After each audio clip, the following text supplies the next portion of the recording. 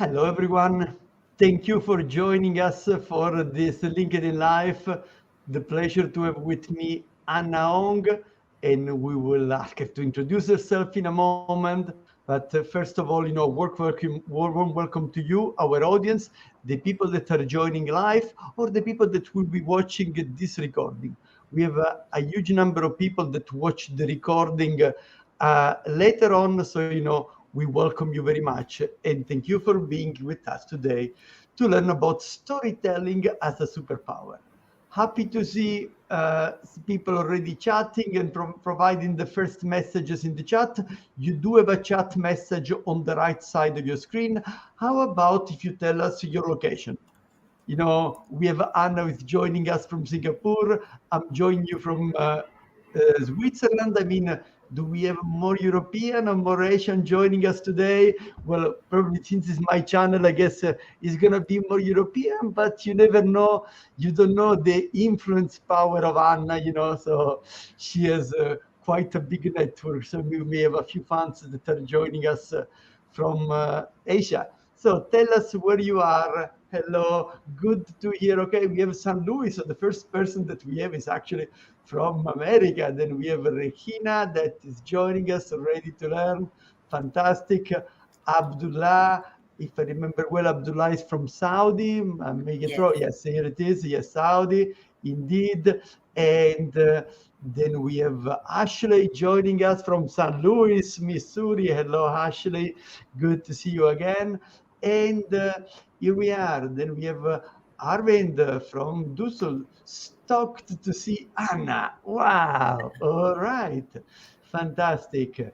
Then my friend Daniel. Hello, Daniel. Good to see you again. And from Frankfurt. And let's see. I think, we have a nice variety. We have already 3 continents with Asia, America, and Europe being represented. Fantastic. And looking forward to, by the way, remember, this is your LinkedIn Live. I do have a few questions for Anna, but probably you have your own. And I know that storytelling is a popular topic, and often we may not know how to use it. So let's take the opportunity. We have a leading expert here, and let's discover. But first of all, Anna, tell us a bit more about yourself. So, hi everyone. So, my name is Anna Ong. I am the host and creator of What's Your Story Slam, a live storytelling show here in Singapore. And I'm also the founder of WYSH, which stands for What's Your Story, huh? A consultancy that promotes the power of communication using storytelling and improv. So, in most of my work, whether it's the show or consulting, I like to use a lot of comedy techniques in terms of helping people make their conversations more memorable. Wow. Okay, fantastic. Anna, by the way, I know that you have live events in Singapore. When is your next one? Yes, so my next show is on April 11th. So for those who will be visiting Singapore that week, it is just after Easter Monday. And we were going to do it up on Theater on Stage. So most of the shows always sold out. So expect a packed room. Okay, so if you want to be there, make sure to book your ticket in advance because indeed, Anna shows are always sold out. Unfortunately, I will be in Singapore just 1 week too late, so I will miss her show this time. Okay, fantastic, Anna. Then, how did you get involved in storytelling? Can you tell us maybe some more about what has led you to go into that direction? Is what you study at school or is something that you developed as a superpower? Well, it's all started, I guess I would say I took a break from work. So, with all the layoffs that's happening right now in the news, right? So, I left my banking job. So, I had like over 15 years in banking. I left my banking job in 2016 to go to South America in pursuit of passion and purpose. But realizing that I wasn't going to be a dancer, a Latin dancer, I decided to move to San Francisco, where my sister lived, to go into tech because I felt people there had passion and purpose. But I realized I didn't share the passion for disruption. I was looking for connection. And one night I went to a stand up comedy show, very disappointed with the female stand up comedian, ended up heckling her and got more laughs from the audience. So I decided, you know what, I'm just going to go into comedy because I'm prettier and I'm funnier. So I moved to New York City with just that in my head and went to comedy school. I learned improv, and through improv, I discovered the world of storytelling where people share personal stories on stage. And it was as if I fell in love and I found my calling, and I decided then and there I was going to be a storyteller. So it wasn't like I went to school. I just decided I'm going to be a storyteller, and I just went for it. And I just dove deep into storytelling, started telling stories at shows.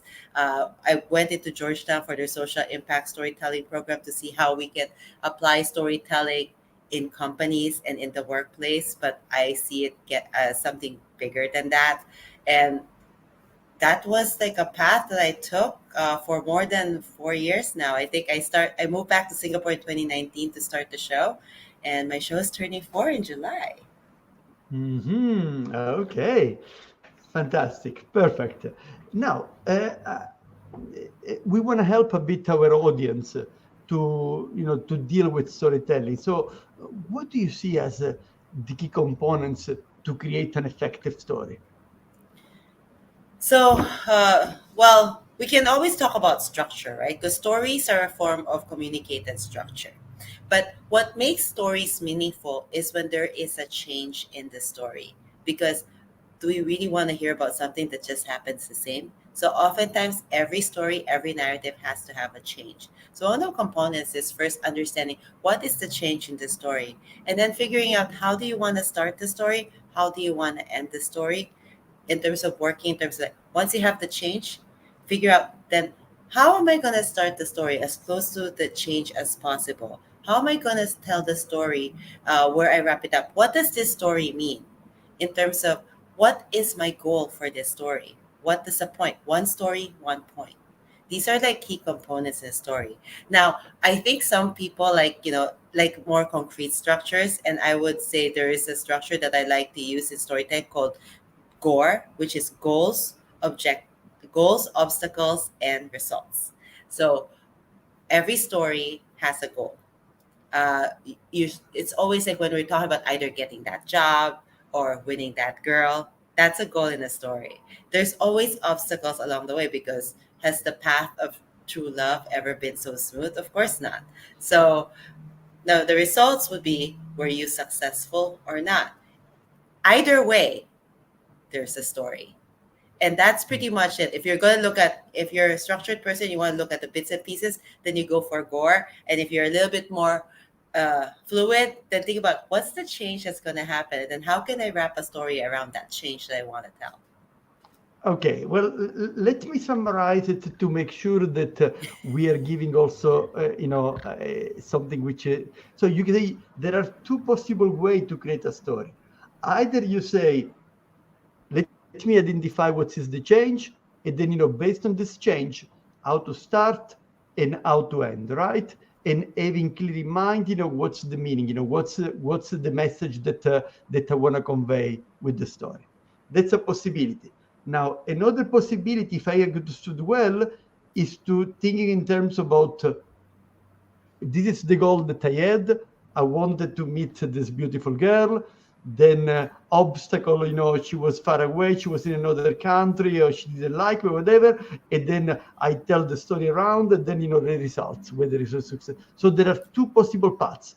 One which is more sophisticated, the first one, and the other which is more simple, that it's easy for everyone to implement. Is that correct? Yes, because like the obstacles basically just shows the struggles that you have along the way, because that's how we relate, right? We relate to other people's suffering and struggles. Okay, That's fantastic. also what makes a good story. Fantastic. Great. Now, that's already very concrete help for our audience. By the way, this is your storytelling. This is your LinkedIn Live. Do ask any question you may have, and let's take the opportunity to have Anna with us to learn more. Now, as you know, my area of competence is negotiation and influencing. So storytelling is a powerful tool to influence and to sell. Now, what are some key guidelines to use storytelling in this context? So first, I will ask, what is your objective? What is your goal? Like in terms of negotiation, what do you want? Goal in terms of three things. What do you want the person you're talking to know? What do you want them to feel? And what do you want them to do? If you're clear about that, then that's when you can figure out how to spin the story. Now, oftentimes you have to also take into account what's in it for them, like in negotiation, right? You figure out like what's in it for the other person, for them to be receptive to what you have to offer, giving them the benefits of what you want to give. And don't forget to use the power of emotions, because most decisions, while we say is very rational, is still very emotional. And if you can find using stories to move your listener, it's a great way for them to see things from your point of view. Okay, well, that's, I mean, I love that, especially, this idea that, as I'm an engineer as a background, so we tend to stay with the facts, but your idea, okay, think about what's the other person you want them to know, to feel, and to do, right? Think Yeah. about those three categories. That's, I think, uh, an interesting point for our audience, that we don't only think about what is my goal in terms I want them to buy my product, but also what you want them to know and what you want them to feel. And that's very interesting. By the way, just a small moment of advertising for the people that are interested more in negotiation and influencing. I want the audience to know that we have a masterclass. We have a masterclass coming up in Geneva in June.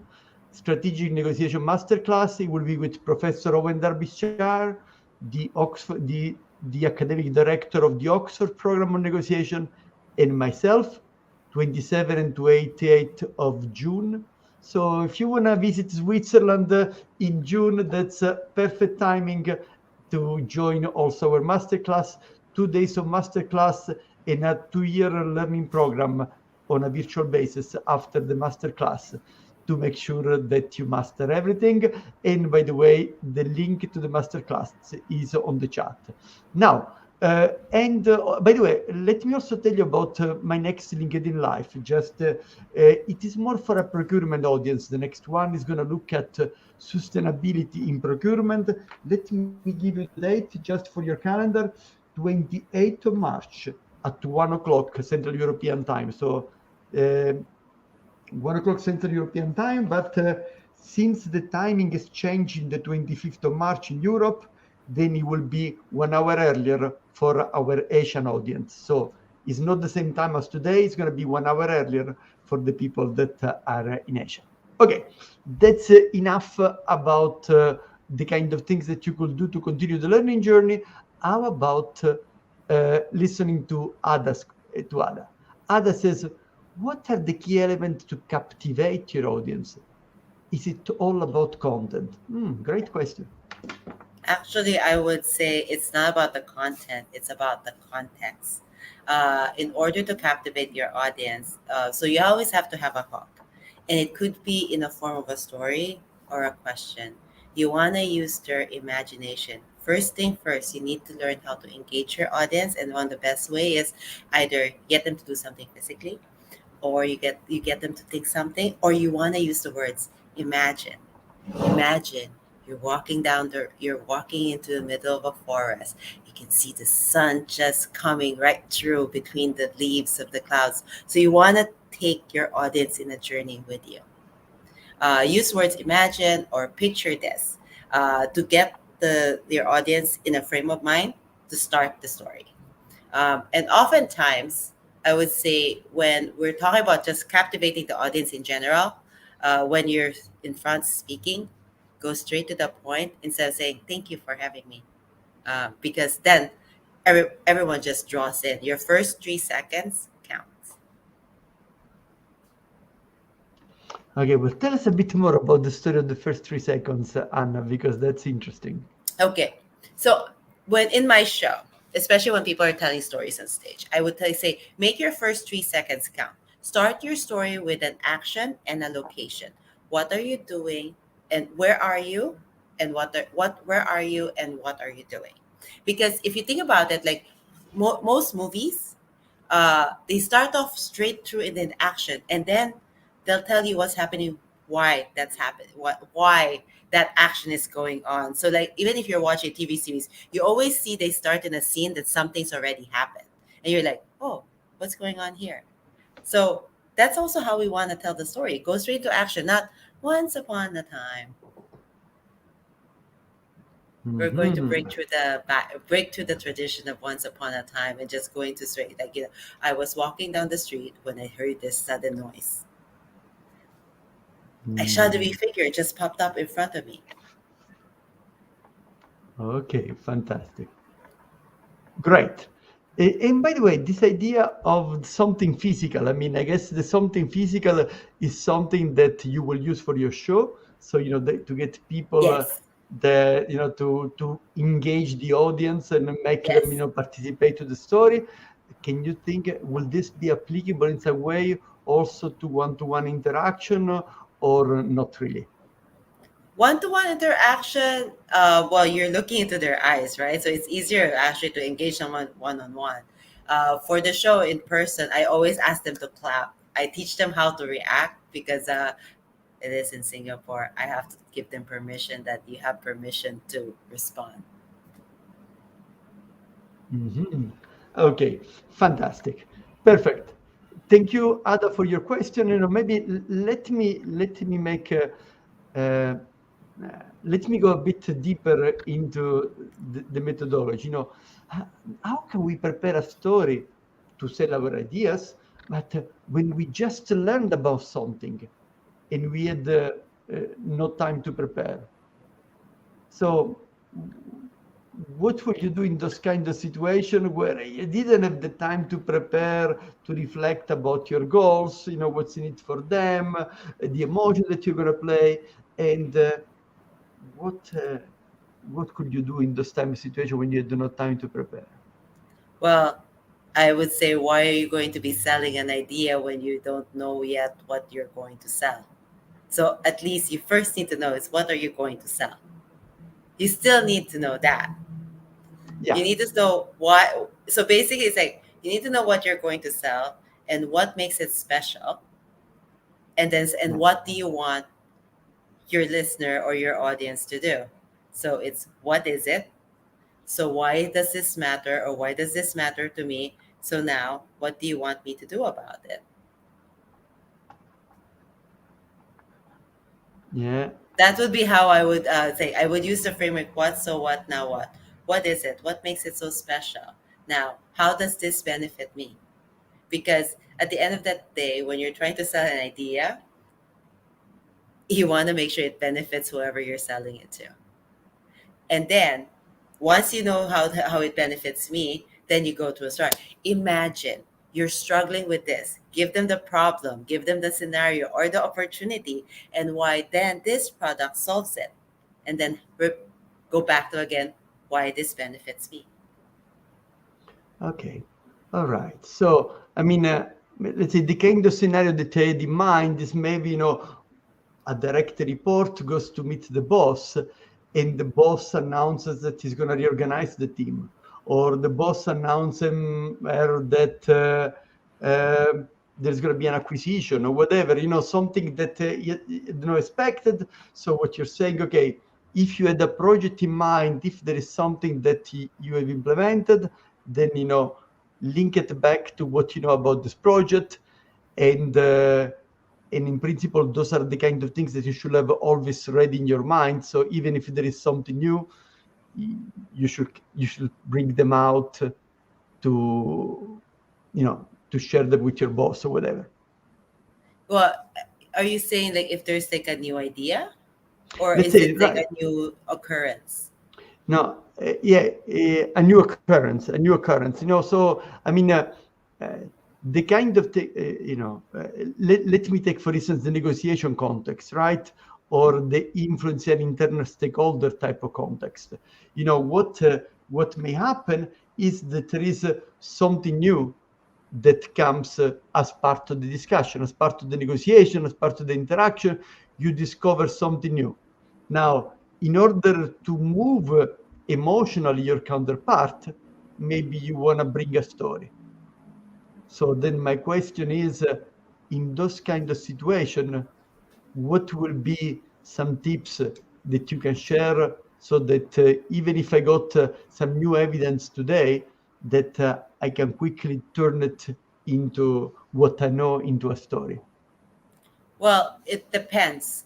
I don't have the context, so I can't really answer for Yeah. that. But depends on what the new information is, because the new information that surprises you can be beneficial for you or can be detrimental to you.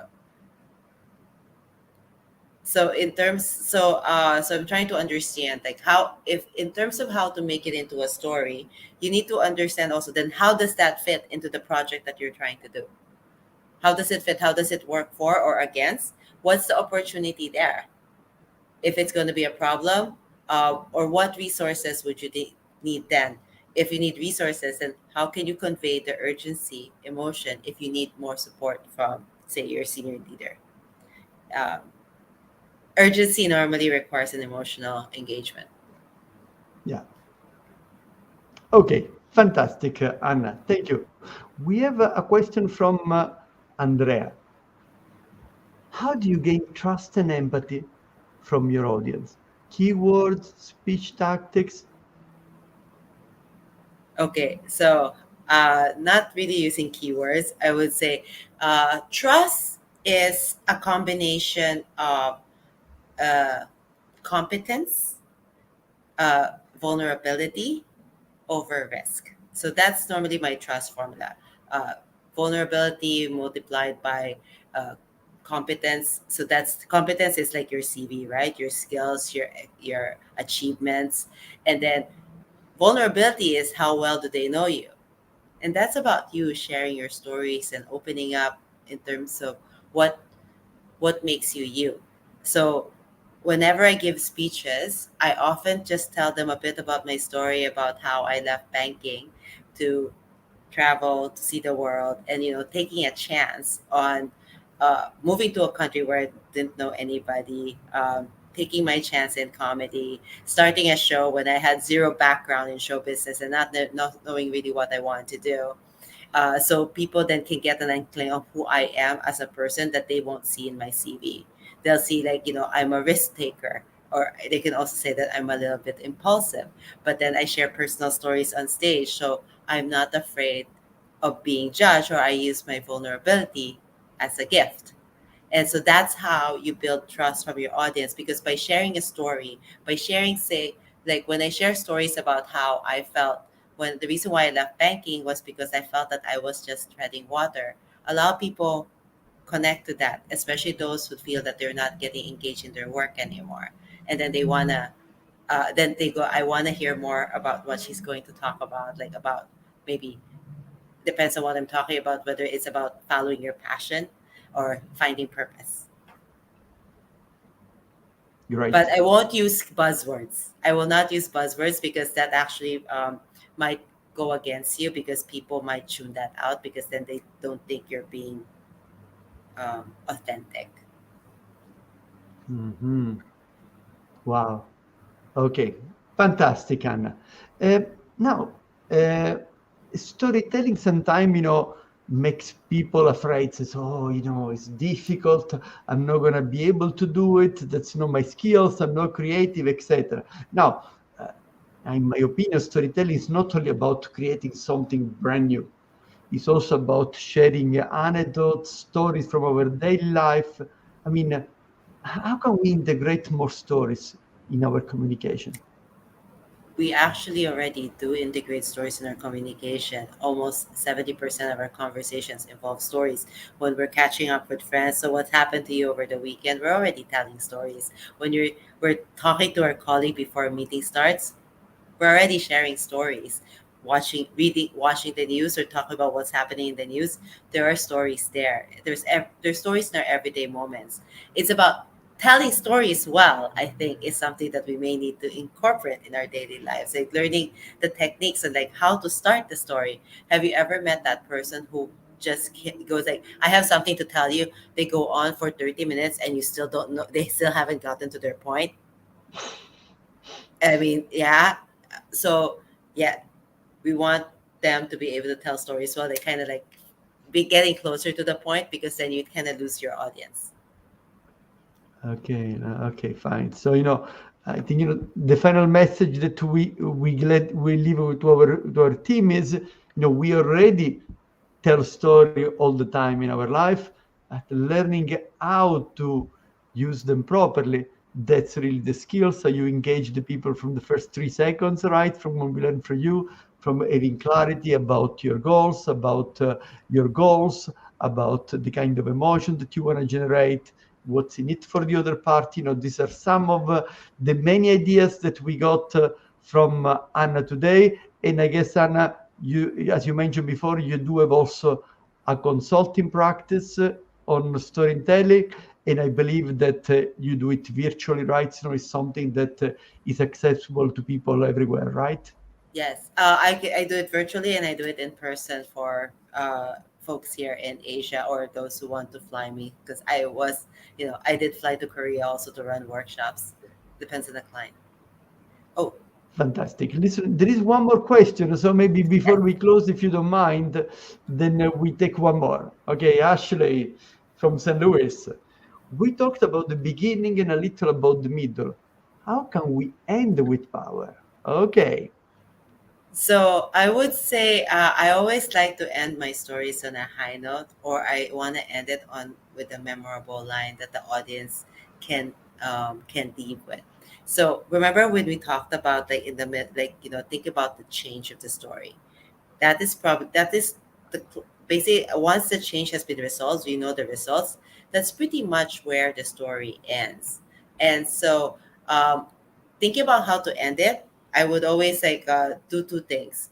Sometimes I would look at it like, how do we circle back to how we started the story, so that it kind of ties up the story and has a nice satisfying finish, or how can we end on an impactful note that people will remember. So some people like to end with quotes. So I normally like to end it with a memorable line that ties up in terms of what the story is all about, or I want to end the story in terms of like a one liner of what it meant to me. They kind of, it's like almost like the moral of our story, or what made the story special and why am I sharing this story to you. Wow. Lovely. I loved all those ideas, and sorry, but we didn't want to let you go, Anna. There is one more question. Okay. So I know that it's already evening for you in Singapore, but let's take up the last question. I believe that any skill is learnable. For this skill, are there any specific prerequisites that need to be developed along the way, or they must be inherited? No, okay. So I would say culturally, there are some cultures that are more wrapped around storytelling, like the Irish. They love to tell stories, but I do believe storytelling is a skill that we can learn. If you want to be better at storytelling, you have to read more stories and you have to tell more stories. There are lots of podcasts out there on storytelling. My YouTube channel is a treasure trove of lots of personal stories that you can watch and learn from. And I do also post some videos on storytelling on LinkedIn. I talk about how the techniques that you can use for telling stories. But also, I believe like just constant regular practice, whether it's finding stories, crafting stories, it's a muscle like everything else. Like negotiations, it's a muscle. Practice like I think when I did negotiations class for under my MBA, one of our first exercise on like day one was you have to get at least 10 no's. You have to like negotiate and get 10 no's, or you have to make a really, really big ask.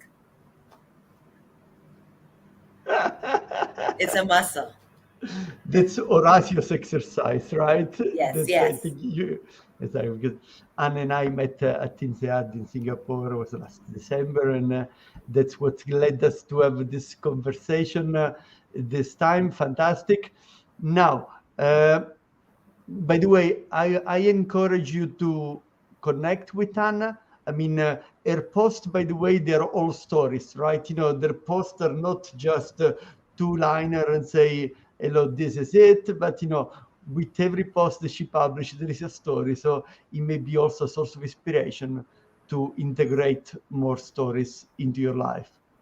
Anna, it was a true pleasure. Thank you very much for this very concrete, practical, and tangible advice that you gave to our listener today. And if you arrived a bit late, then you know that the recording is going to be available and you can watch the whole event. I think, you know, you don't want to miss it. Thank you very Yeah. much, and Thank you, all the very guys. best. Enjoy your evening, Anna, and thank you to our audience, to the people that joined either live or in a recorded session to watch this event.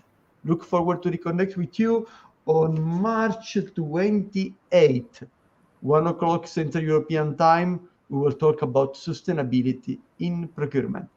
Thanks again. All the best. Bye. Bye.